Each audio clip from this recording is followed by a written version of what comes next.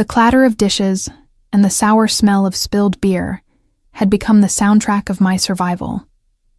I moved through the dim-lit chaos of Roselli's, a mid-tier Italian restaurant that tried desperately to look more expensive than it was, my arms aching from carrying trays that seemed to grow heavier with each passing hour.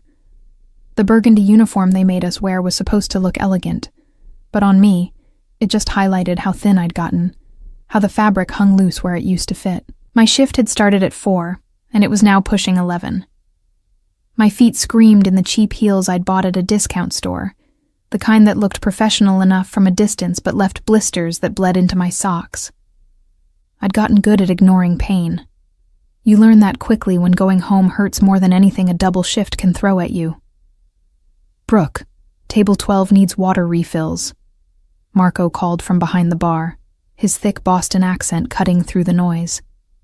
He was the floor manager, a man in his 50s who'd worked at Roselli's since it opened 20 years ago. He wasn't cruel, just perpetually exhausted and short-tempered with anyone who didn't move fast enough. "On it," I called back, grabbing a pitcher from the service station. The cold condensation felt good against my palms, a small mercy in the oppressive heat of the dining room. The AC had been broken for a week, and Mr. Roselli, the owner, kept promising to fix it while pocketing the money that should have gone to repairs. Table 12 was occupied by a young couple celebrating something, their laughter genuine and uncomplicated in a way that made my chest ache with envy. I approached with my practiced smile, the one I'd perfected over 6 months of serving food to people who rarely saw me as human. "More water?" I asked, already tilting the pitcher toward their glasses. "Thank you," the woman said, her diamond engagement ring catching the light as she reached for her glass. She looked happy, safe, loved. Everything I'd once thought I might have, before my mother married Richard. I filled their glasses and moved to the next table, then the next, the rhythm of service providing a mindless comfort. Keep moving, keep smiling, keep your sleeves pulled down over the bruises that had bloomed purple-black on your forearms 2 nights ago, when Richard had grabbed you during one of his episodes. The memory tried to surface, and I shoved it down, focusing instead on the immediate demands of my job. A man at table 8 wanted more bread. A woman at table 3 was ready to order dessert. A family at table 6 needed their check. Simple, manageable problems with clear solutions. Nothing like the inescapable nightmare waiting for me at home. "Brooke." Marco appeared at my elbow, his expression tight with the kind of stress that meant important customers had arrived. "We've got VIPs in the private dining room. Mr. Roselli wants you serving them personally." My stomach clenched. The private dining room was reserved for Roselli's most valued patrons, the kind of people who didn't question prices and tipped in hundreds rather than 20s. It was supposed to be an honor to serve them, but I'd learned that powerful people were often the most demanding, the most likely to complain if everything wasn't perfect. "Is Rita not available?" I asked, thinking of our senior server who usually handled the VIP room. Marco shook his head. "She called out sick. You're up. Don't screw this up, Brooke. These people are important."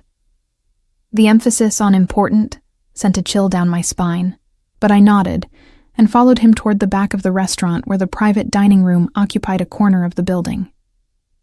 It had its own entrance, floor-to-ceiling windows overlooking the street, and decoration that was actually tasteful compared to the main dining area's overdone Italian-American kitsch. Marco knocked once, then opened the door. "Your server will be with you shortly, gentlemen. Please let us know if you need anything." "Gentlemen?" Multiple guests then. I took a deep breath, tugging my sleeves down one more time to make sure the bruises were covered, and stepped inside. The private dining room was dimly lit, candles flickering on a table set for 6, though only 3 men were currently seated. 2 of them I barely registered, my attention immediately caught and held by the man at the head of the table. He was younger than I expected for someone afforded this level of deference, maybe early 30s, with dark hair swept back from a face that would have been handsome, if not for the cold calculation in his eyes. He wore a black suit that probably cost more than I made in 6 months, the fabric draping perfectly across broad shoulders. A silver watch gleamed at his wrist, expensive enough that I recognized it from advertisements in magazines I couldn't afford. But it was his eyes that stopped me cold. Dark, almost black in the candlelight, and sharp with an intelligence that saw everything. When his gaze found me, I felt exposed, as if he could read every secret I'd tried so hard to bury.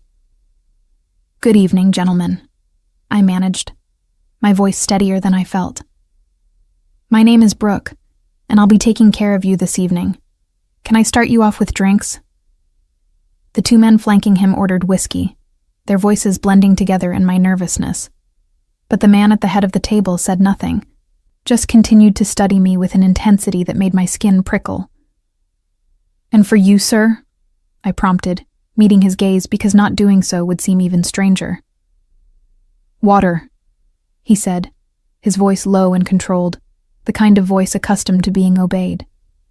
"Still, no ice." I nodded and started to turn away, eager to escape that penetrating stare, but his next words stopped me. "What happened to your arm?" The question was casual, almost friendly, but something in his tone made it feel like an accusation. I glanced down reflexively and felt my heart stop. My right sleeve had ridden up while I was reaching across the table, exposing the edge of a bruise that bloomed dark purple against my pale skin. "Nothing," I said quickly, tugging the sleeve back down. "Just clumsy. I'll get those drinks for you right away." I fled before he could press further, my hands shaking as I reached the service station. Marco was there, organizing menus, and he glanced at me with concern. "You okay? You look pale." "Fine," I lied, focusing on preparing the drink order. "Just warm in here." He grunted agreement and moved away, leaving me alone with my racing thoughts. Why had that man asked about the bruises? Most people politely ignored the signs of trouble, preferring the comfortable fiction that everything was fine. But there had been something in his eyes. A recognition, maybe, or worse, genuine interest. I delivered the drinks with my sleeve tugged firmly down, keeping my movements efficient, and my gaze averted. The man who'd asked the question watched me throughout the service, his attention never quite leaving me even as he conversed with his companions in low tones I couldn't quite hear. They ordered appetizers, then entrees, the meal stretching out over 2 hours. I served them with mechanical precision, hyper-aware of his gaze tracking my every movement. By the time I brought their check, my nerves were frayed raw. "Will there be anything else?" I asked, setting the leather folder on the table. "Actually, yes," the dark-eyed man said. He stood, his height suddenly apparent as he towered over me. "I'd like to speak with you privately for a moment." My heart hammered against my ribs. "I'm sorry, sir, but I have other tables to attend to." "They can wait," he said, and it wasn't a suggestion. He nodded to one of his companions, who immediately pulled out his phone and made a call. 30 seconds later, Marco appeared in the doorway, his expression anxious. "Brooke, help our guest with whatever he needs," Marco said, then disappeared before I could protest. The man who'd summoned Marco with a single phone call now gestured to the chair across from him. "Sit." I should really get back to work, I tried, but his next words cut through my protests like a blade. "Sit down," he repeated, his voice dropping into a register that made it clear this was not a request. "You're not leaving until you explain who gave you those bruises." Terror and shame warred in my chest. This man was clearly powerful, accustomed to getting what he wanted. And right now, what he wanted was the truth I'd spent 6 months desperately hiding. "It's nothing," I said again, remaining standing despite his command. "I'm just clumsy. I trip a lot, knock into things." His eyes narrowed. "Don't insult my intelligence. Those bruises are finger-shaped. Someone grabbed you, hard." "Who was it?" The directness of his question, the absolute certainty in his voice, shattered something inside me. I sank into the chair, my legs suddenly unable to support my weight. "It doesn't matter," I whispered. "There's nothing anyone can do about it." "Try me." I looked up at him. This stranger who had somehow seen through all my carefully constructed defenses in the space of a few hours. There was danger in his eyes, yes, but also something else. A cold fury that wasn't directed at me, but at whoever had marked my skin. "He's a cop," I heard myself say, the words spilling out before I could stop them. "My stepfather. He's a police officer, and he makes sure everyone knows it. No one ever believes that cops can be the bad guys, and the ones who might believe me are his friends, his colleagues. There's no point in fighting it. I'm just saving money to leave, to get far enough away that he can't find me." The silence that followed my confession was deafening. The man across from me went very still, his expression unreadable, but his knuckles white where they gripped the edge of the table. "What's his name?" he asked finally, his voice deadly calm. "Why?" I countered, a surge of protectiveness for myself making me cautious. "What are you going to do? Sue him? Report him to his own department? It won't work. He's protected by the badge and everyone who wears one with him." A cold smile curved his lips, and for the first time, I felt truly afraid of him, rather than just wary. "I'm not interested in legal remedies," he said softly. "What's his name?" I should have stayed silent. Should have made an excuse and fled this room, this restaurant, maybe this whole city. But I was so tired of carrying this burden alone, so exhausted from the nightly terror and the constant vigilance. So I told him. "Richard Crawford. Officer Richard Crawford of the Boston PD." He nodded once, as if I'd confirmed something he'd already suspected. Then he reached into his jacket and pulled out a business card, sliding it across the table to me. "My name is Blake Donovan," he said. "And you're under my protection now, Brooke. Go home tonight as usual. Pack a bag with whatever you can't live without. Tomorrow morning, a car will pick you up and bring you somewhere safe. Don't argue, don't refuse, and don't tell anyone, especially not your stepfather. Do you understand?" I stared at him, at this man who had just upended my entire world with a few sentences. "I don't even know who you are." His smile was humorless.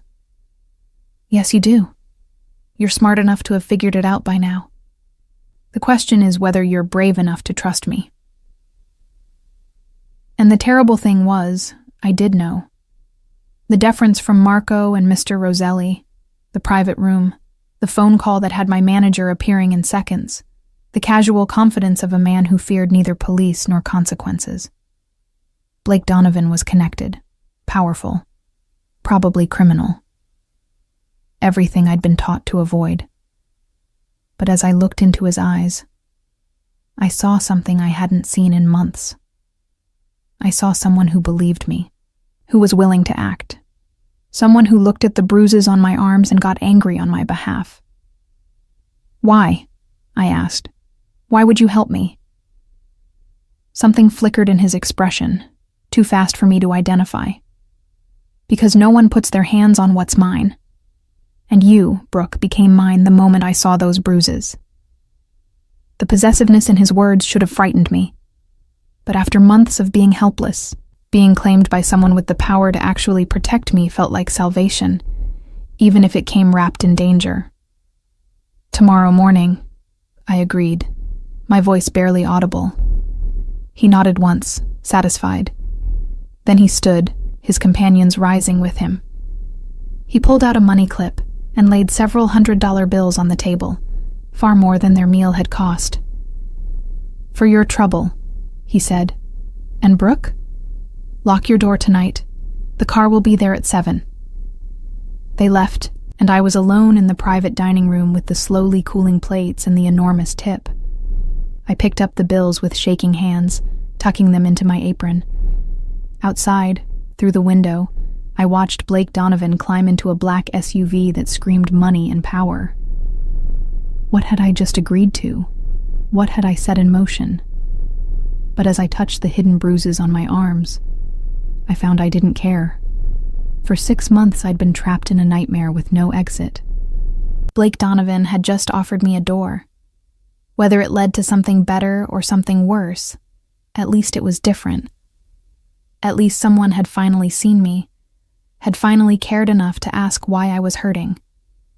Tomorrow morning, I told myself as I gathered the dishes and prepared to finish my shift.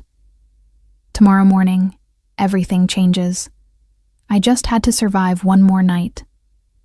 The apartment was dark when I got home at 1:30 in the morning, my tips heavy in my pocket, and Blake Donovan's business card burning like a brand against my skin where I'd tucked it into my bra.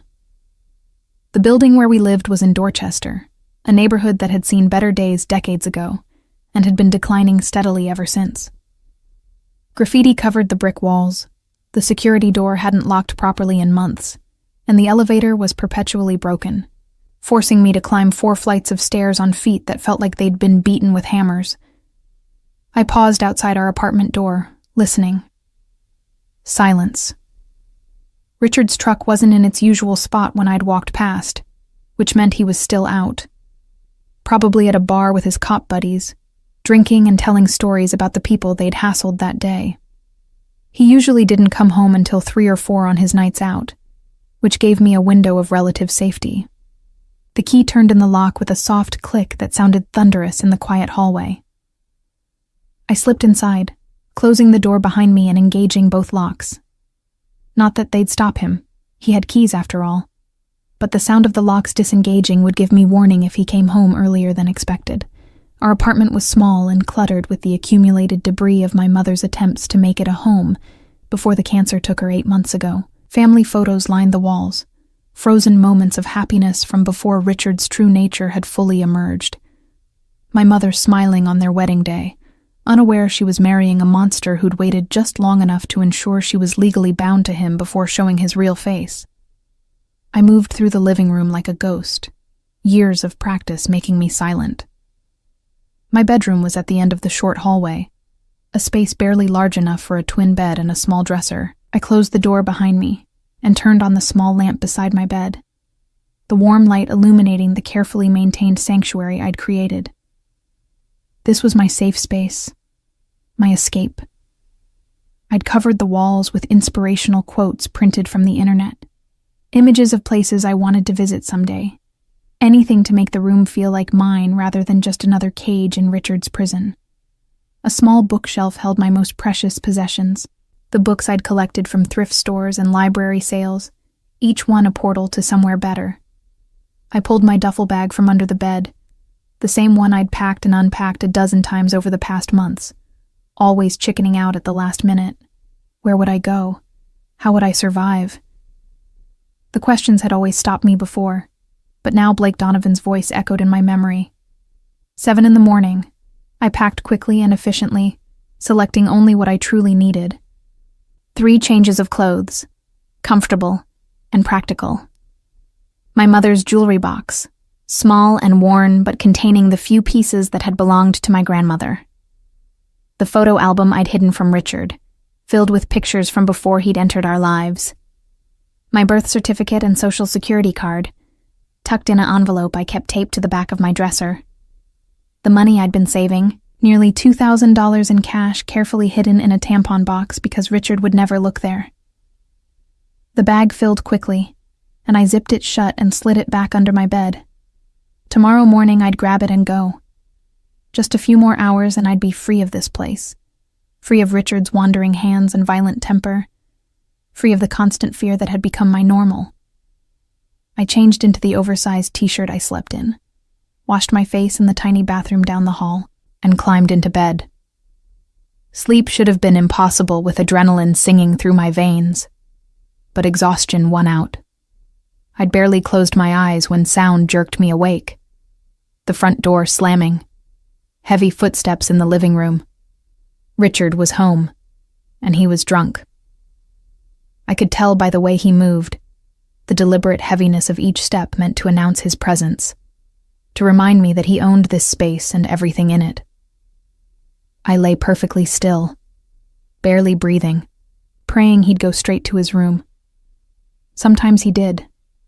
Sometimes the alcohol made him tired rather than mean. But tonight wasn't one of those nights.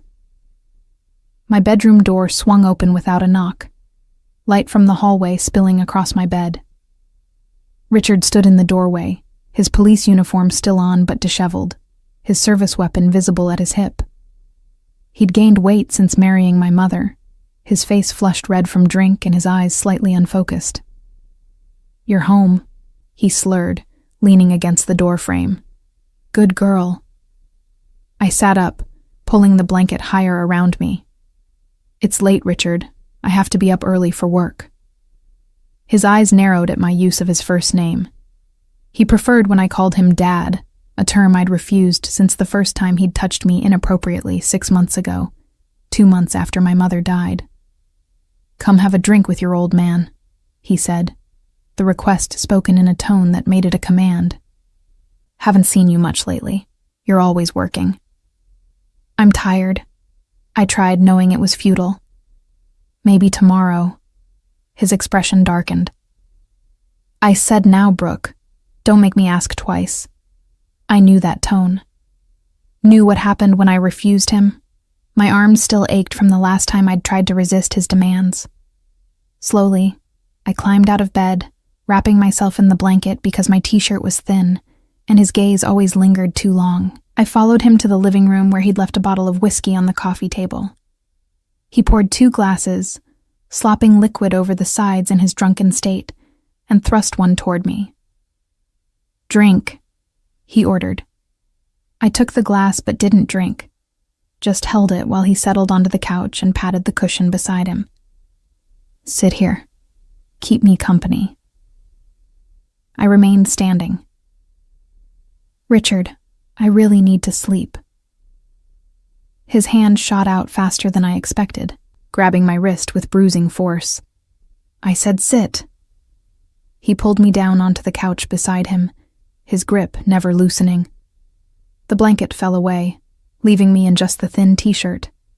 His eyes traveled over me in a way that made my skin crawl. "You've been distant lately," he said, his free hand reaching to touch my hair. "Ever since your mother died. I know you're grieving, but I'm here for you, baby. I can make you feel better." I tried to pull away, but his grip tightened, his fingers digging into the bruises he'd left days before. Pain shot up my arm and I bit back a cry. "Don't pull away from me," he growled, all pretense of affection vanishing. "I've been patient with you, given you time, but my patience is running out." His hand moved from my hair to my face, thumb stroking my cheek in a mockery of tenderness. "You look so much like your mother. Beautiful, soft. She knew how to make a man happy. It's time you learned." Terror flooded through me. This was it. The moment I'd been dreading. The inevitable conclusion to months of escalating harassment. He was going to force himself on me, here in the living room, and there was nothing I could do to stop him. He was bigger, stronger, armed, and protected by a system that would never believe his stepdaughter over a decorated police officer. His hand moved lower, fingers catching the hem of my shirt, and something inside me snapped. I threw the glass of whiskey in his face. He recoiled, sputtering, and his grip loosened just enough. I jerked free and ran, not to my bedroom, which had no lock, but to the bathroom. I slammed the door and engaged the cheap lock just as his weight hit the other side. "Open this door," he roared, pounding on the wood. "Open it right now, you little bitch." I backed away, my hands shaking so badly I could barely turn on my phone.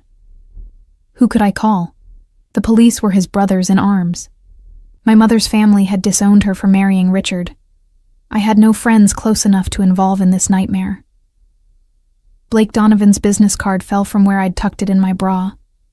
I picked it up with trembling fingers, staring at the number printed in embossed black ink. "I'm going to count to 3, Richard shouted. If this door isn't open, I'm breaking it down. 1. I dialed the number. 2.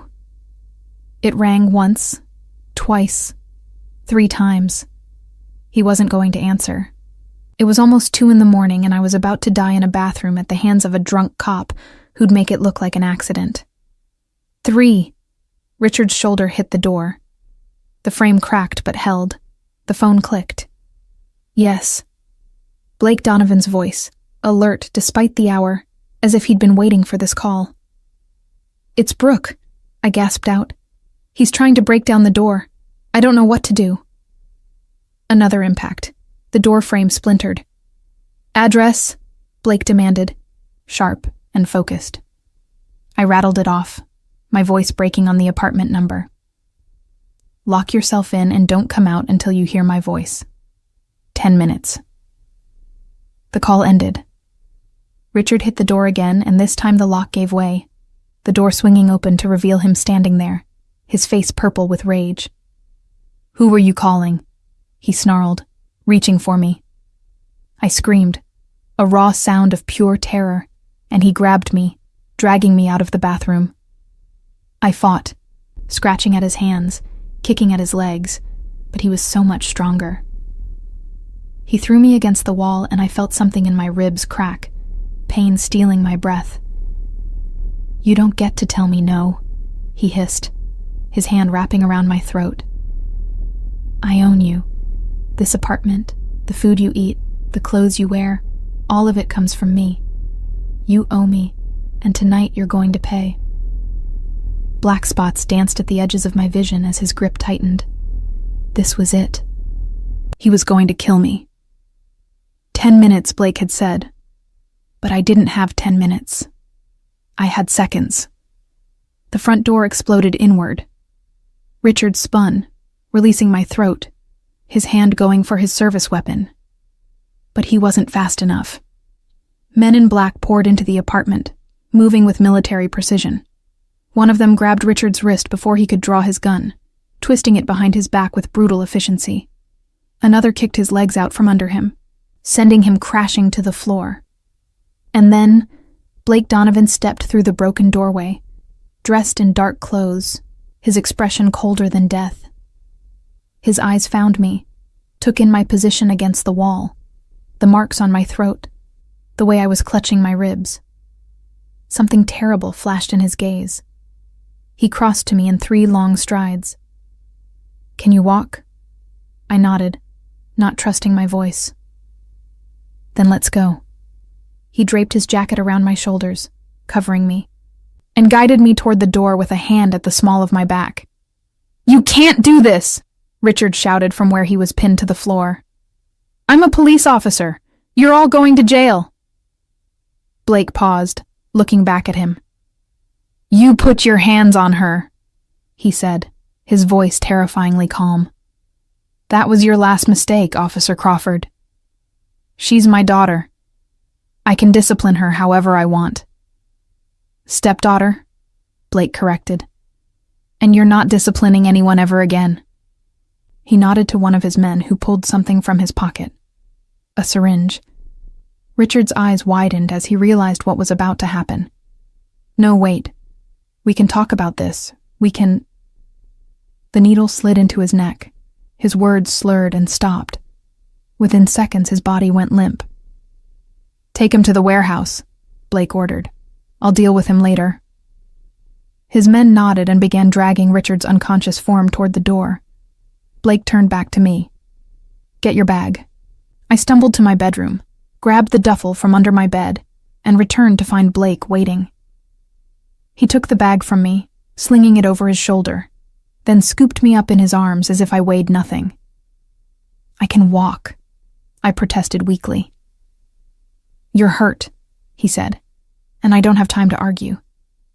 He carried me down the 4 flights of stairs, his men flanking us like an honor guard. Outside, a black SUV idled at the curb, the same one I'd seen him leave the restaurant in. He settled me in the back seat, climbed in beside me, and the vehicle pulled away from the building that had been my prison for 8 long months. I watched through the rear window as the apartment building disappeared into the night. Richard was gone. My old life was gone. Everything I'd known was gone. "Where are we going?" I asked, my voice hoarse from where Richard had choked me. Blake's hand found mine in the darkness, his grip gentle but firm. "Somewhere safe," he said. "Somewhere he'll never find you." "But he's a cop," I whispered. "He has resources, connections." "Not anymore," Blake cut in, his voice carrying a finality that sent shivers down my spine. "By morning, Officer Richard Crawford will have disappeared. No badge, no gun, no power. Just a man who made the fatal mistake of touching something that belongs to me." I should have been horrified by the implication. Should have demanded he let me out, insisted I could handle this legally. But as I sat there, safe in the back of his vehicle with his jacket warm around my shoulders, all I felt was relief. Richard was gone. And Blake Donovan, this dangerous man I barely knew, had saved me. Whatever came next, I told myself, had to be better than what I'd escaped. I just hoped I was right. The SUV carried us through Boston's sleeping streets, leaving behind the familiar decay of Dorchester for neighborhoods I'd only seen in photographs. Tree-lined avenues with historic brownstones gave way to waterfront properties where old money hid behind iron gates and manicured hedges.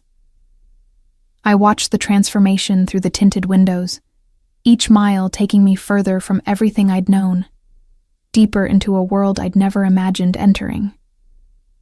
My ribs ached with every breath, a sharp reminder of Richard's final violence. I pressed my hand against the spot where he'd thrown me into the wall, feeling the tender swelling beneath my borrowed jacket. Blake noticed the gesture, his jaw tightening almost imperceptibly. "We're almost there," he said, his voice low and controlled. "I have a doctor waiting." "I don't need a doctor," I started, but his look silenced me. "You have bruises on your throat, and you're holding your ribs like they're broken. You need a doctor." The authority in his tone left no room for argument, and truthfully, I was too exhausted to fight. The adrenaline that had sustained me through Richard's attack and the chaotic rescue was draining away, leaving me hollow and shaking. We turned through an ornate gate that opened automatically, proceeding up a long driveway flanked by ancient oak trees. The house that emerged from the darkness took my breath away. It wasn't a house at all, but a mansion, 3 stories of classic New England architecture, with warm lights glowing in several windows despite the late hour. "You live here?" I asked, unable to keep the awe from my voice. "When I'm in Boston," Blake replied, already opening his door. "I have properties elsewhere, but this is home." He came around to my side and helped me out, his hand steady at my elbow. My legs felt unsteady, whether from shock or exhaustion I couldn't tell. The front door opened before we reached it, revealing a woman in her 50s with steel-gray hair pulled back in a neat bun and sharp eyes that assessed me in a single glance. "Mr. Donovan," she greeted him with the familiarity of long service. "Dr. Chen is waiting in the east sitting room." "Thank you, Margaret." Blake guided me inside, and I had a brief impression of marble floors, crystal chandeliers, and artwork that probably cost more than most people earned in a lifetime. But he didn't give me time to gawk, steering me down a hallway to a comfortable room where an Asian woman in her 40s stood waiting beside a leather medical bag. "This is Dr. Sarah Chen," Blake introduced. "She's completely discreet and very good at her job. Sarah, this is Brooke. She needs a full examination." Dr. Chen's expression remained professionally neutral as she approached me, but I saw compassion in her eyes. "Hello, Brooke. I understand you've had a difficult evening. Why don't we get you comfortable, and I'll take a look at those injuries." Blake started to leave, but I caught his hand without thinking. "Don't go," I said, then immediately felt foolish. "I mean, I don't know anyone here. Could you stay?" Something softened in his expression. "Of course." He settled into a chair near the door, far enough to give Dr. Chen room to work, but close enough that I could see him.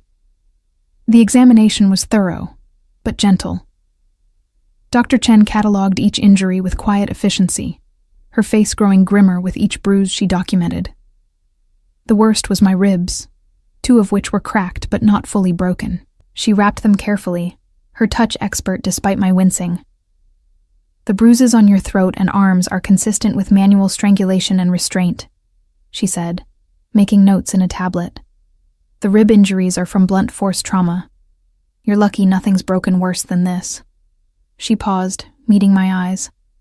"How long has this been going on?" 6 months, I admitted, my voice barely above a whisper. "Since my mother died." Dr. Chen's lips thinned, but she didn't comment further, instead pulling medications from her bag. "Painkillers for the ribs. Take them every 6 hours, anti-inflammatories, and something to help you sleep if you need it." She handed me the bottles, then turned to Blake. "She needs rest. No strenuous activity for at least 2 weeks. The ribs will take 4 to 6 weeks to fully heal." Blake nodded, rising from his chair. "Thank you, Sarah. Margaret will see you out." After Dr. Chen left, Blake stood looking at me with an expression I couldn't quite read. "You should eat something," he said finally. "Then sleep. Margaret prepared a room for you." As if summoned, the housekeeper appeared with a tray bearing soup, bread, and tea. She set it on the table beside me with a gentle smile. "I thought something light would be best, dear. You've had quite a shock." The kindness in her voice undid something inside me. Tears welled in my eyes and spilled over before I could stop them. "Thank you," I managed. "Both of you. I don't know how to repay." "You don't owe us anything," Blake interrupted, his voice firm. "Eat, then Margaret will show you to your room." He left before I could respond, his footsteps echoing down the hallway. I ate mechanically, the soup warming me from the inside even as questions swirled through my exhausted mind. Who was Blake Donovan really? What did he want from me? And what had he meant when he kept saying I belonged to him? After I'd managed a few bites, Margaret led me up a grand staircase to the 2nd floor. The room she showed me was larger than the entire apartment I'd shared with Richard, decorated in soft creams and blues with a 4-poster bed that looked like something from a magazine. "The bathroom is through there," Margaret indicated a door to the right. "You'll find everything you need. Fresh towels, toiletries, pajamas in the dresser. If you need anything else, just press this button." She showed me a discreet panel beside the bed. "It will page me directly." "Thank you," I said again, overwhelmed by the luxury surrounding me. She patted my hand gently. "You're safe now, dear. Mr. Donovan takes care of his people. Try to rest." Alone in the beautiful room, I explored hesitantly. The bathroom was all marble and gold fixtures, with a shower large enough for 3 people and a bathtub that could practically qualify as a small pool. Fluffy white towels were stacked neatly on warming racks. The toiletries were high-end brands I recognized from advertisements, but had never been able to afford. I caught sight of myself in the mirror and flinched. My throat bore the clear imprint of Richard's fingers, purple bruises standing out starkly against my pale skin. My hair was tangled, my eyes hollow with exhaustion and shock. I looked like what I was, a victim, and the sight filled me with shame. I showered quickly despite the luxury around me, the hot water stinging my injuries but washing away the last physical traces of Richard's touch. The pajamas Margaret had mentioned were silk, soft against my tender skin as I pulled them on. They fit perfectly, which meant Blake had somehow guessed my size. The thought should have been creepy, but instead felt oddly comforting. I climbed into the massive bed, sinking into sheets with a thread count I couldn't begin to estimate. The mattress cradled my aching body, and despite everything, despite the chaos and terror and uncertainty, sleep began to pull me under. My last conscious thought was of Blake Donovan's face when he'd found me pressed against that wall. Richard's hand around my throat. The cold fury in his eyes hadn't been scary. It had been beautiful. I woke to sunlight streaming through gauzy curtains and the smell of coffee. For a moment, I didn't remember where I was, only that the bed was incredibly comfortable, and I didn't hurt quite as much as I expected. Then memory crashed back, and I sat up too quickly, my ribs protesting the movement. This was real. I was in Blake Donovan's mansion. Richard was gone. Everything had changed. A soft knock at the door preceded Margaret's entry. She carried a breakfast tray which she set on the bedside table. "Good morning, dear. How are you feeling?" "Sore," I admitted, "but better than last night." "Dr. Chen said that's to be expected. She'll be back tomorrow to check on you. In the meantime, Mr. Donovan asked that you join him for lunch once you're ready. There's no rush," she added, seeing my panicked expression. "Take your time. There are clothes in the closet that should fit you." After she left, I picked at the breakfast: fluffy scrambled eggs, crispy bacon, fresh fruit, and the kind of coffee that probably cost more per pound than I made in a week. Everything tasted incredible, but anxiety kept my appetite minimal. The closet Margaret had mentioned turned out to be a walk-in space filled with women's clothing, all in my size, all with the tags still attached. Jeans, sweaters, dresses, even shoes and accessories. I ran my fingers over the soft fabrics, recognizing some designer labels, completely overwhelmed. He'd had all this prepared for me. Before last night, before Richard's attack, Blake had already planned to bring me here, had already decided I needed protecting. The possessiveness of it should have frightened me, but instead, I felt something else. For the first time in my life, someone had decided I was worth protecting. I chose simple jeans and a soft blue sweater, leaving my hair loose around my shoulders to hide some of the bruising on my neck. The painkillers Dr. Chen had prescribed were helping, dulling the worst of the ache in my ribs. When I emerged from my room, I found Margaret waiting to guide me through the maze of hallways. The house was even more impressive in daylight. All hardwood floors and expensive rugs, artwork and antiques that spoke of old money and careful curation. We passed several people. A man polishing silver in what looked like a formal dining room. A woman arranging flowers in a crystal vase. All of whom nodded respectfully, but didn't speak. Margaret led me to a sun-drenched conservatory at the back of the house, where Blake sat at a small table set for two. He stood when I entered, his dark eyes taking in every detail of my appearance. "You look better," he said, gesturing to the chair across from him. "Sit. Are you hungry?" "Not really," I admitted, taking the offered seat. Margaret brought breakfast. "You need to eat anyway," he said. "You're too thin." It wasn't said unkindly, just stated as fact, and I found I couldn't argue.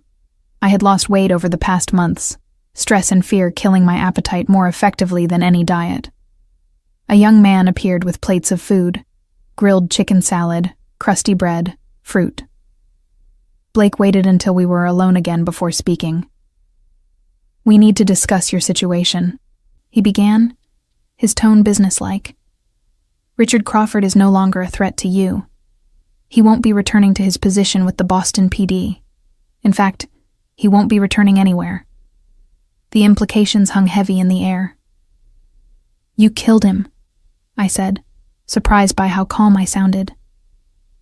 "I haven't decided yet," Blake replied, taking a sip of water. "That depends on several factors. But regardless, he's gone from your life permanently. You don't need to be afraid anymore." Just like that? I couldn't keep the skepticism from my voice. "He's a cop, Blake. He has friends, colleagues who'll look for him." "Let them look." Blake's expression was arctic. "They won't find anything. And even if they did, they wouldn't move against me. I have connections that make Richard Crawford's badge look like a toy." The casual confidence with which he spoke of being above the law should have terrified me. Instead, I felt only relief. Richard was gone. Really, truly gone. What happens now? I asked. With me, I mean. I can't stay here indefinitely. I need to work, to save money. You're not going back to Roselli's, Blake interrupted. That life is over. Then what am I supposed to do? Frustration crept into my voice. I can't just hide here forever. His gaze intensified, pinning me in place. Why not? Because that's not a life. I need purpose, independence.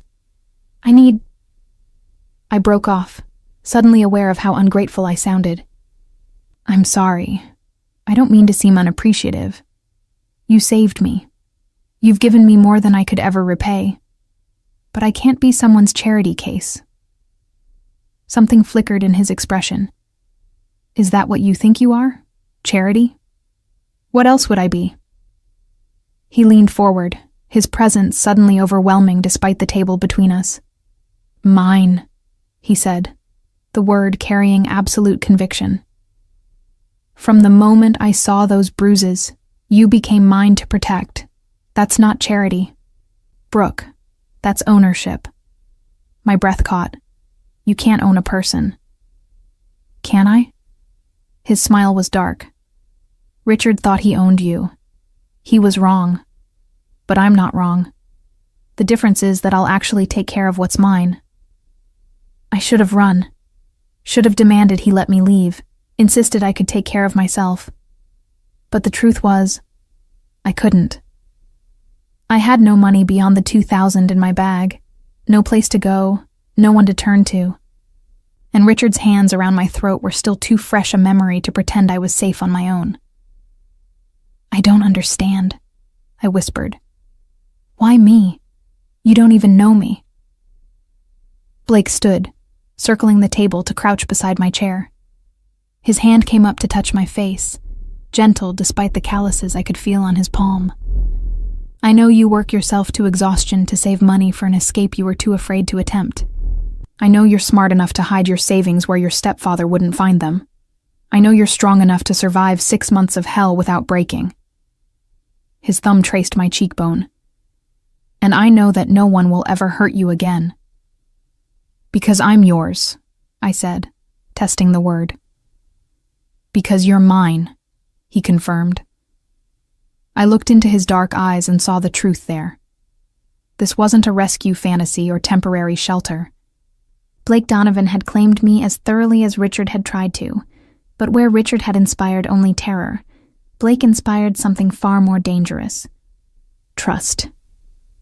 Okay, I heard myself say. Then what do we do now? His smile was satisfied. Now, we let the world think Brooke Reynolds disappeared along with her stepfather. You stay here, under my protection, while I handle the details. In a few weeks, when the dust has settled, we'll decide what comes next. And if I want to leave? I asked, needing to know. If I decide this isn't what I want? Something hard entered his expression. Then I'll let you go, he said. But you won't want to leave, Brooke. I take care of what's mine. The promise in his words sent shivers down my spine. I was trading one cage for another, one controlling man for another. But as Blake stood and offered me his hand, I took it. Because this cage was gilded and beautiful, and the man offering it had saved my life. Whatever came next, I told myself, I'd face it from a position of safety. For now, that was enough. 3 days passed in the strange cocoon of Blake's world. I spent them healing, both physically and mentally, cocooned in luxury I'd never imagined experiencing. Margaret brought meals to my room when I wasn't ready to venture out.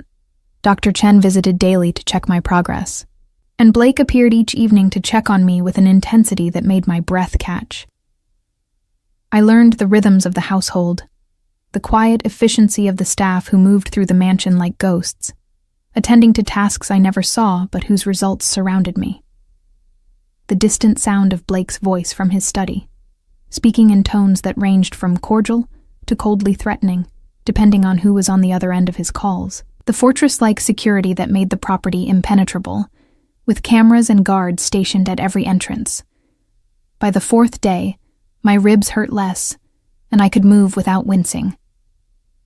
I ventured downstairs on my own for the first time, drawn by curiosity and the need to understand more about the man who'd claimed me.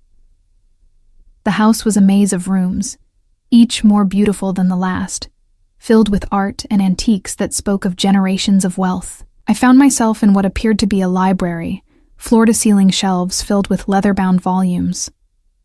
Sunlight streamed through tall windows overlooking manicured gardens, and I lost myself wandering the stacks, running my fingers over spines, pulling out occasional books to read their inscriptions. Looking for something specific? Blake's voice startled me. I spun to find him leaning against the doorframe, dressed casually in dark jeans and a black sweater that emphasized his broad shoulders. "Just exploring," I said, tucking the book I'd been examining back onto the shelf. "I hope that's okay." "This is your home now," he replied, entering the room. "You're free to go anywhere you want." "Anywhere except outside the gates," I noted. His expression didn't change. "For now, until I'm certain all threats have been neutralized." "What threats?" I asked, moving closer. "Richard's gone. You said so yourself." "Richard is gone," Blake confirmed. "But his disappearance has raised questions. His colleagues are looking for him. And while they won't find anything, it's better to keep you hidden until their investigation loses steam." The casual way he discussed it sent a chill through me. "What did you do to him, Blake? Really?" He studied me for a long moment, as if deciding how much truth I could handle. "Do you really want to know? Did I?" Part of me wanted to maintain plausible deniability, to pretend Blake was simply a wealthy benefactor who'd helped me escape a bad situation. But the larger part needed to understand exactly what kind of man had claimed ownership of me. "Yes," I said firmly. "I want to know." Blake moved to the window, looking out at the gardens. "Richard Crawford is alive," he began. "For now. He's being held in a secure location where he's being questioned about his activities, both official and unofficial. My people are very good at extracting information." "You mean torture," I said, my stomach churning. "I mean persuasion," Blake corrected. "And before you waste sympathy on him, you should know what we've learned. Richard wasn't just corrupt, he was actively involved in a trafficking ring. Girls as young as 14, exploited and sold by men who were supposed to protect them." His voice went cold. "You weren't his first victim, Brooke. You were just his most recent." The revelation hit me like a physical blow. I'd known Richard was a monster. But this? "How many?" I whispered. "At least 6 that we've confirmed. Maybe more. He had a partner on the force helping him identify vulnerable girls, foster kids, runaways, anyone who wouldn't be missed." Blake turned to face me. "So no, I don't feel any guilt about what's happening to him. He deserves far worse than what he's getting." I sank into a nearby chair, trying to process it all. Richard hadn't just been a predator. He'd been part of something larger, more evil than I'd imagined. What will happen to him, eventually? "He'll disappear," Blake said simply. "Completely. No body, no trace. His colleagues will eventually write him off as having taken a bribe and run. It happens more often than you'd think." "And his partner, the other cop, also being dealt with." Blake's tone suggested I shouldn't ask for more details. I sat in silence, absorbing it all. I should have been horrified. Should have been planning my escape from this man who so casually discussed murder and torture. But all I felt was a grim satisfaction that Richard would face justice, even if it wasn't the legal kind. "You think I'm a monster," Blake said, interpreting my silence. "No," I replied honestly. "I think you're dangerous, But I don't think you're a monster. Monsters hurt innocent people. You only hurt those who deserve it." Something shifted in his expression. "Most people can't make that distinction." "I'm not most people." I stood, moving closer to him. "You saved my life, Blake. Whatever else you are, you're the only person who cared enough to help me when I had nowhere else to turn." He reached out, his hand cupping my face with surprising gentleness. "You still don't understand, do you? I didn't help you out of altruism or kindness. I helped you because from the moment I saw those bruises, you were mine. What's mine, I protect. What threatens what's mine, I destroy." "Then what am I to you?" I asked, my heart racing. "Really? A pet? A project? Something you own?" "All of that," he said. "And more. You're under my protection, which means you're part of my world now.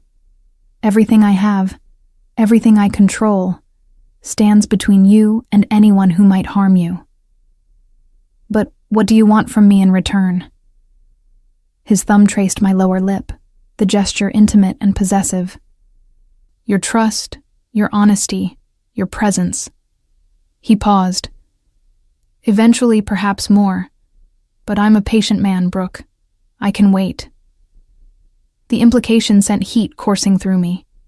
This was attraction I was feeling, dangerous and complicated, but undeniable. Blake Donovan was a criminal, probably a killer, definitely someone I should fear.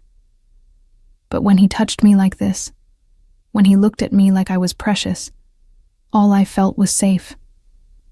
"I should be afraid of you," I whispered. "But you're not." It wasn't a question. "No. Should I be?" His smile was dark. "That depends. Do you plan to betray me? To run away? To tell anyone what you've learned?" "No," I said honestly. "I have nowhere to run, no one to tell, and no desire to do either." "Then you have nothing to fear from me." His hand dropped away, and he stepped back, putting distance between us. "I have business to attend to today. Margaret will bring you lunch. Feel free to explore the house, use the library, whatever you'd like. Just stay on the property." He started to leave, but I called after him. "Blake, thank you for telling me the truth about Richard, for trusting me with it." He looked back, something almost like vulnerability flickering in his dark eyes. "Trust goes both ways, Brooke. Don't make me regret giving you mine." After he left, I sank back into the chair, my mind spinning. I was living in a mansion with a man who tortured and killed people he deemed deserving. I was complicit now in Richard's disappearance, in whatever Blake was doing to him and his partner. I should have been planning my escape, should have been looking for a way out of this beautiful cage. Instead, I found myself thinking about the way Blake's hand had felt against my face, the heat in his eyes when he'd said eventually, perhaps more. I was developing feelings for my captor, or protector, or whatever he was. Stockholm Syndrome, probably. Or maybe just the natural result of being treated with care after months of abuse. I spent the rest of the day in the library, but the books couldn't hold my attention. My thoughts kept drifting back to Blake, to the dangerous world I'd stumbled into, to the future that stretched before me full of uncertainty and possibility. That evening, when Blake came to my room to check on me as he had every night, I made a decision. "I want to know more," I said, before he could ask how I was feeling. "About your world, your business, what you actually do. If I'm going to be part of this, I need to understand it." He studied me carefully. "Most people prefer willful ignorance. It's safer." "I'm not most people," I repeated my words from earlier. "And I'm already in this, Blake. Knowing the details can't make me more complicit than I already am." After a long moment, he nodded. "All right. Tomorrow, I'll show you exactly what being mine means." The promise in his words was both thrilling and terrifying. Tomorrow, I'd cross another line, step further into Blake's world, There would be no going back. But as I lay in bed that night, safe and comfortable in a way I'd never been at Richard's apartment, I realized I didn't want to go back. The girl who'd served drinks at Roselli's was gone, erased the moment Blake Donovan had noticed her bruises and decided she was his to protect. Whatever came next, whoever I was becoming, it would be on my own terms, or at least on terms I'd chosen to accept. And maybe, I thought as sleep claimed me, that was its own kind of freedom. Blake kept his word. The next morning, after breakfast, he led me to his study, a room I'd glimpsed but never entered. It was masculine and imposing, all dark wood and leather, with floor-to-ceiling windows overlooking the grounds. A massive desk dominated the space, its surface covered with monitors, folders, and a laptop that probably cost more than a car. "Sit," he instructed, gesturing to a leather chair across from his desk. I obeyed, watching as he settled into his own chair, with the easy confidence of a king on his throne. "What I'm about to tell you stays between us," he began, his dark eyes intense. "Not just because it's illegal, but because knowledge is dangerous. Understanding my world makes you a target for my enemies. Are you sure you want this?" I thought of Richard, of the months of helplessness and fear. I'd rather know what I'm facing than be kept in the dark. Ignorance didn't protect me before. Blake nodded, seeming satisfied with my answer. "My family has been in Boston for 4 generations. We started in shipping, moved into real estate, expanded into various industries. On paper, I'm a legitimate businessman with interests in construction, hospitality, and import-export. That part is true. What's also true is that those businesses provide cover for other operations." "What kind of operations?" I asked, leaning forward. "The kind that serve needs the legal system pretends don't exist," he replied. "Gambling for people who want privacy, protection for businesses in dangerous neighborhoods, conflict resolution for those who can't or won't go to the police, information brokerage, and yes, occasionally, the removal of people who've become problems." "You're the Mafia," I said, the word feeling strange on my tongue. "I'm the head of an organization that operates outside legal constraints," he corrected. "The Italian families don't have the monopoly on organized crime anymore. Boston's underworld is more diverse now, more corporate. We have territories, yes, but we also have partnerships, treaties, business arrangements." He stood, moving to a large map on the wall that showed Boston and the surrounding areas. Different sections were marked in various colors, though the coding system meant nothing to me. "Red is mine," he explained, noting my confusion. "Direct control. Blue is Allied territories. Yellow is neutral. Black is enemy holdings." He pointed to several black-marked areas. "The Irish still control parts of South Boston. The Russians have a foothold in Brighton. Various Asian syndicates operate in Chinatown. We coexist mostly because open warfare is bad for business." "And Richard?" I asked. "How does a cop fit into this?" Blake's expression darkened. Richard was freelancing, selling information to whoever would pay, running his own operation on the side. He wasn't affiliated with any organization, which made him dangerous. Loose cannons tend to draw federal attention, and that's bad for everyone. "So you would have dealt with him eventually," I realized, "even without me." "Eventually," he confirmed, "but you accelerated the timeline. The moment I saw what he'd done to you, he became a priority target." I absorbed this, trying to reconcile the violence he was describing with the man who'd held my hand in the car, who checked on me every evening. "Don't you ever want out? A normal life?" He laughed, a harsh sound devoid of humor. "This is my normal, Brooke. I was born into this world. My father ran the organization before me, his father before him. It's not something you retire from. You either die in power or you die weak. I prefer the former." That's a grim outlook. It's a realistic one. He returned to his desk, pulling up something on his laptop. Come here. I want to show you something. I circled the desk to stand beside him, looking at the screen. It showed a series of spreadsheets, numbers that meant nothing to me but clearly represented significant amounts of money. This is what I'm worth, he said, scrolling through the pages. Legitimate holdings, about 800 million. Illegitimate holdings, roughly the same. I employ directly or indirectly about 3,000 people. I have politicians, judges, and police on my payroll. I own pieces of companies you've heard of. I have influence that extends far beyond Boston. The sheer scale of it was dizzying. Why are you telling me this? He turned to face me, his expression serious. Because you need to understand what being mine means. It's not just protection, Brooke. It's access to all of this. Whatever you need, whatever you want, it's yours. Education, career, lifestyle, name it, and I'll provide it. In exchange for what? I asked, though I suspected I knew the answer. Your loyalty, your trust, your presence in my life. He stood, his height suddenly overwhelming in the small space between us. I'm not a good man, Brooke. I've killed people.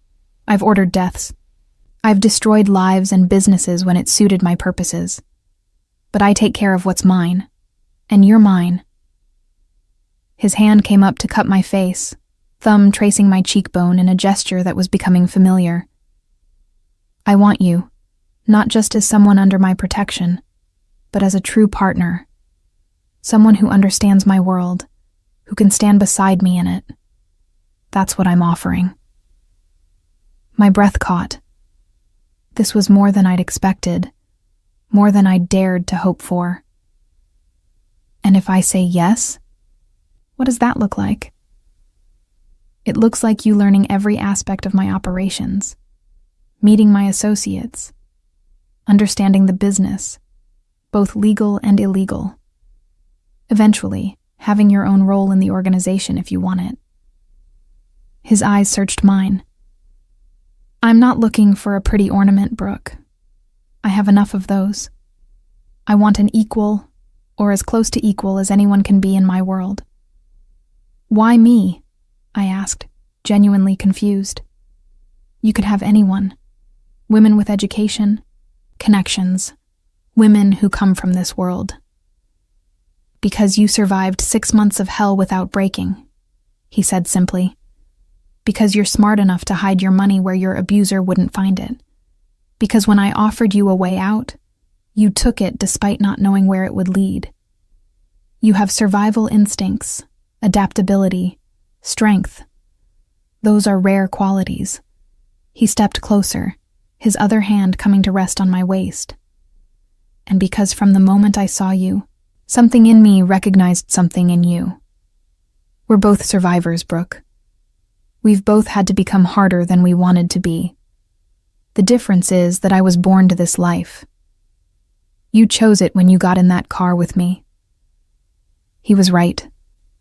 I'd made a choice that night, and every day since I'd been making the same choice to stay, to accept his protection, to allow myself to become entangled in his world. I want time, I said finally. Not to decide if I'm staying. I know I am. But to adjust, to learn, to become someone who can actually be what you're describing. Fair enough. He released me, stepping back. We'll start slowly. Today you'll sit in on some meetings. Observe, listen, ask questions afterward. See if you can handle being in a room with the kind of people I do business with. A knock at the door interrupted us. One of Blake's men, a tall, scarred individual I'd seen around the property, entered. Boss, the Irish delegation is here, and Sullivan called. He's got information on the Crawford case. Show the Irish to the conference room. Tell Sullivan I'll call him back. Blake's demeanor shifted instantly from intimate to all business. He looked at me. Ready for your first meeting? I wasn't. I was terrified. but I nodded anyway. Ready. The conference room was on the first floor, a space I hadn't explored yet. It was dominated by a long mahogany table surrounded by leather chairs. Large windows overlooked the gardens, but heavy drapes could be drawn for privacy. Several men were already seated when we entered, all of them turning to look at me with varying degrees of curiosity and suspicion. "Gentlemen," Blake greeted them, his hand at the small of my back, guiding me to a chair beside his at the head of the table. "This is Brooke Reynolds. She's under my protection and will be observing our meetings from now on." One of the men, older with graying red hair and the weathered face of someone who'd lived hard, spoke up.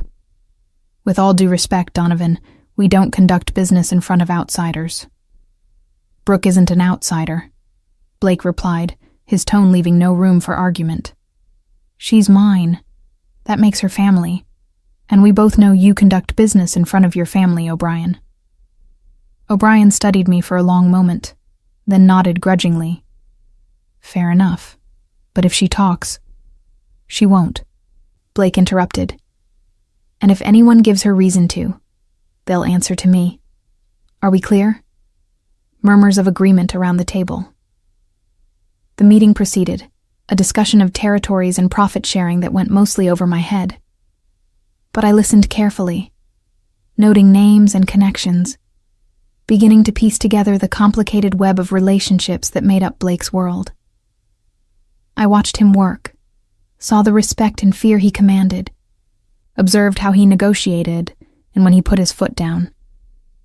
This was Blake Donovan in his element, powerful and decisive, a man who controlled an empire through a combination of intelligence and intimidation. And I was sitting at his right hand, being introduced to his world as someone who belonged there. The meeting lasted 2 hours. By the end, my head was spinning with information, but I'd held my composure, hadn't embarrassed Blake or myself. When the Irish delegation left, Blake turned to me. "Well, what did you think?" "I think I have a lot to learn," I admitted. "But I also think I can do this, if you're patient with me." His smile was approving. "I can be very patient when the reward is worth the wait."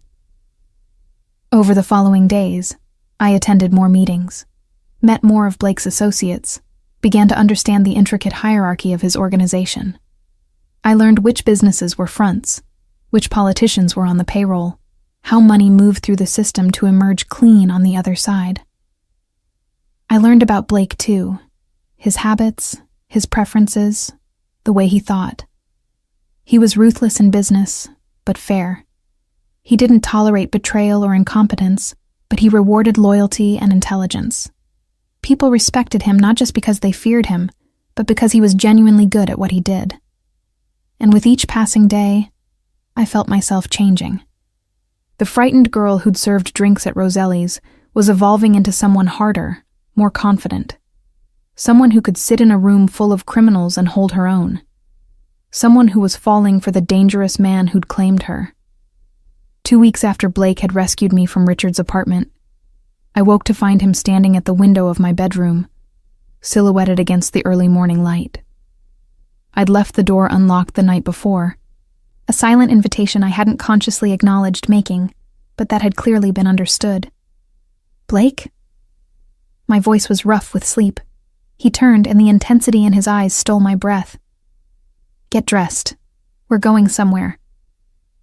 30 minutes later, we were in one of his SUVs, driving through Boston's awakening streets. He wouldn't tell me where we were going, just that I needed to see something. We ended up at a warehouse in a part of the city I'd never visited, industrial and isolated. Blake's men were waiting inside, and so was Richard. My stepfather was chained to a chair in the center of the empty space, his face swollen and bruised, his expensive suit torn and stained. When he saw me, something like hope flickered in his eyes. "Brooke," he rasped. "Thank God. Tell them there's been a mistake. Tell them—" "Shut up," Blake ordered, his voice cold. He turned to me. "I wanted you to see him, to understand that he's truly helpless. that he can never hurt you again. I approached slowly, staring at the man who'd made my life hell.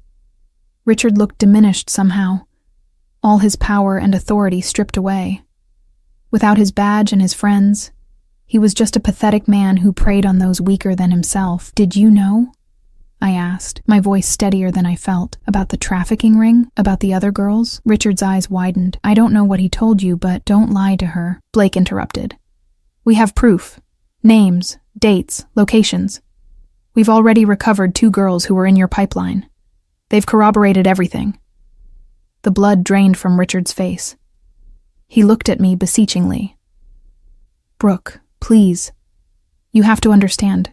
It wasn't personal. It was just business. Those girls, they were nobody. They wouldn't be missed." I slapped him, hard. The crack of my palm against his face echoed in the warehouse. "I was nobody too," I said, my voice shaking with rage. "I was just your stepdaughter who you thought you could use and abuse because no one would care. But someone did care, Richard. Someone saw what you did to me and decided you needed to pay." Blake's hand came to rest on my shoulder, grounding me. "What do you want me to do with him?" he asked quietly. "He's yours to judge, Brooke. Whatever you decide, I'll make it happen."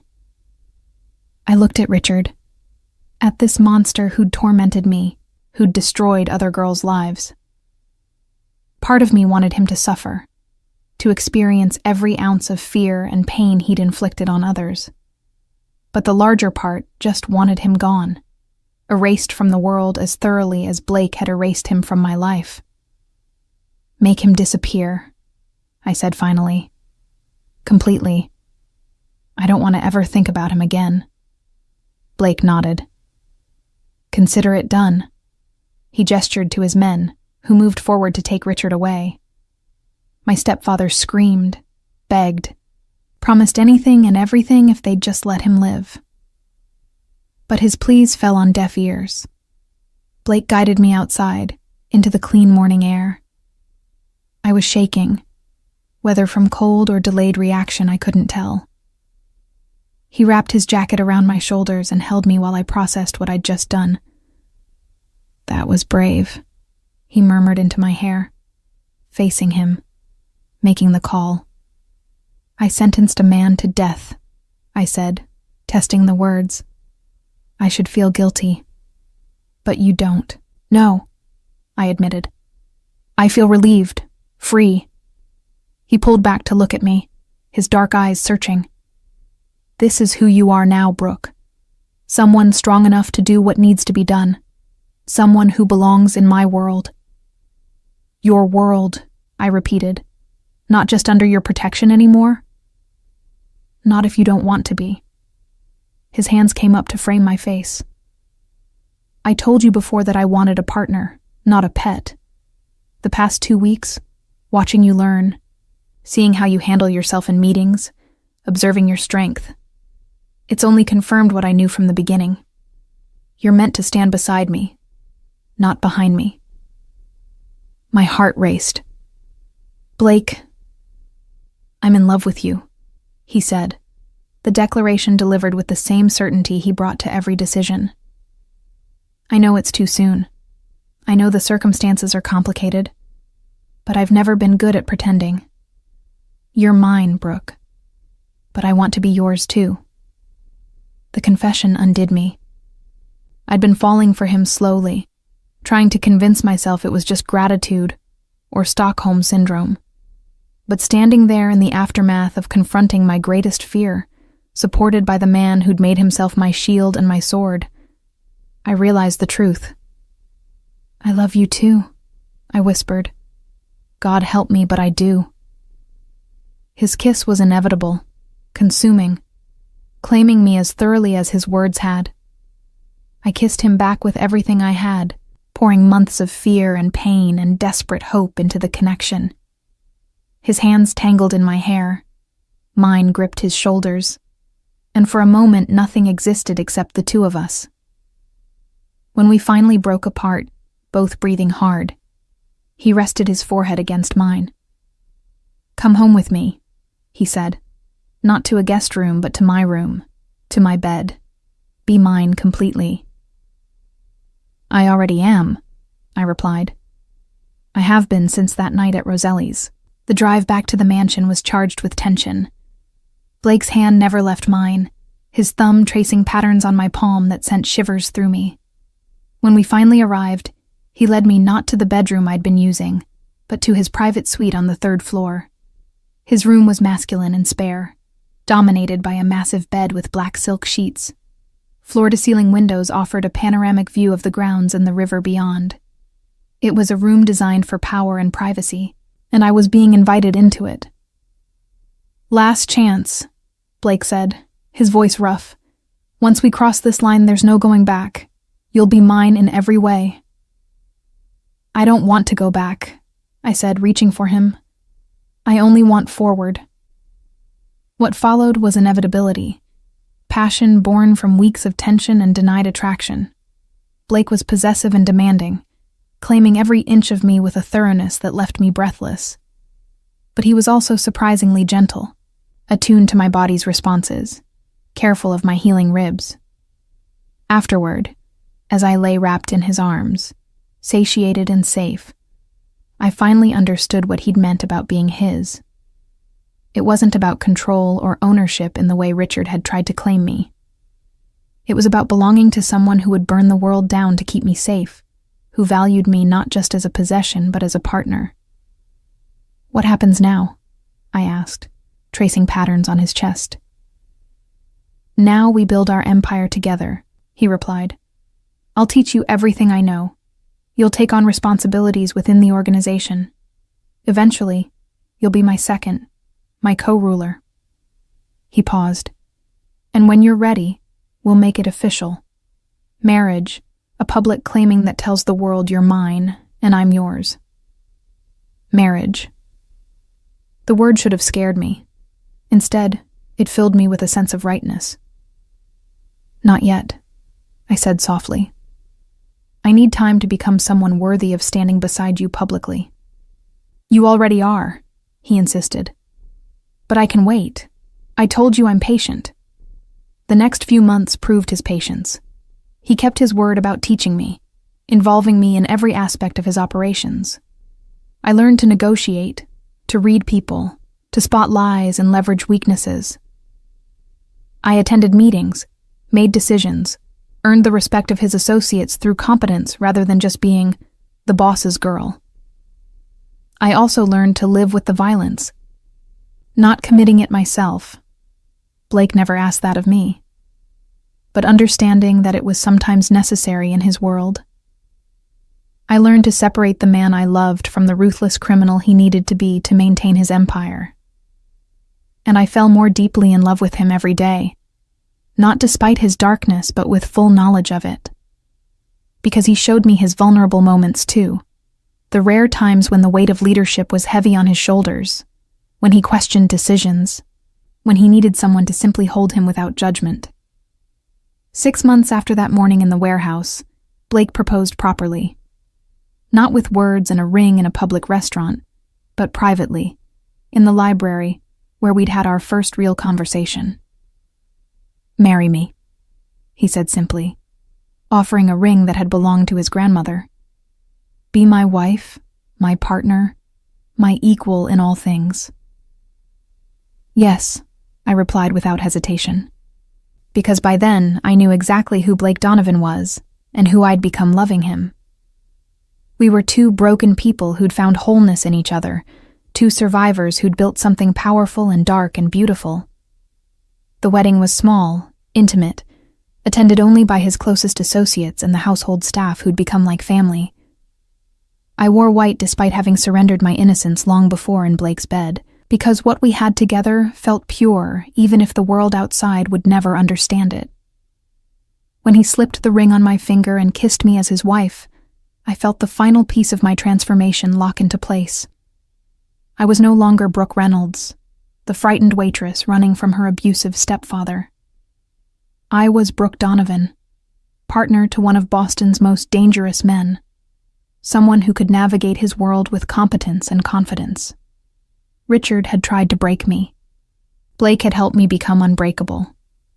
That night, as I lay in our bedroom now, truly ours, I thought about the bruises that had changed everything. They'd been marks of violence and abuse, but they'd also been the catalyst that brought Blake into my life. In a twisted way, I was grateful for them. "What are you thinking about?" Blake asked, pulling me closer. "About how sometimes the worst things lead to the best outcomes," I replied. "About how being saved by the wrong person led me to the right one." He kissed my temple. "There's nothing wrong about me protecting what's mine." "No," I agreed, smiling in the darkness. "There's really not." The girl who'd served drinks at Roselli's was gone, erased as thoroughly as Richard had been.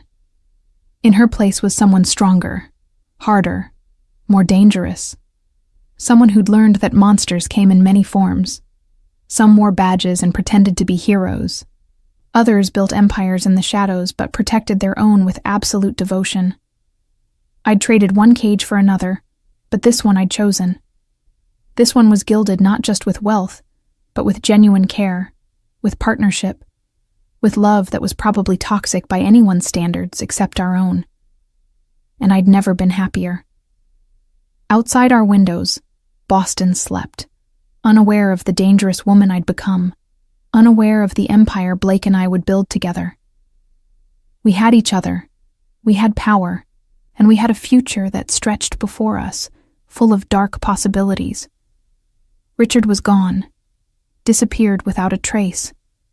The other girls he'd trafficked had been recovered and helped. His partner on the force had met a similar fate.